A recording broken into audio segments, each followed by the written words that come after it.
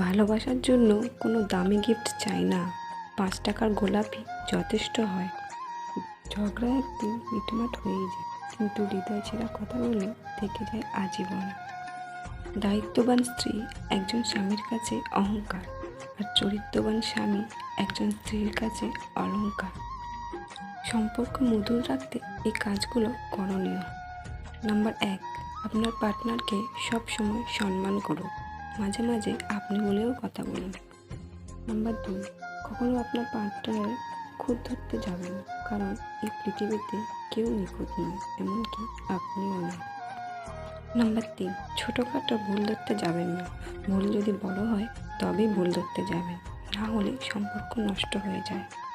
Number 4, প্রশংসা করুন, যত পারেন প্রশংসা করুন।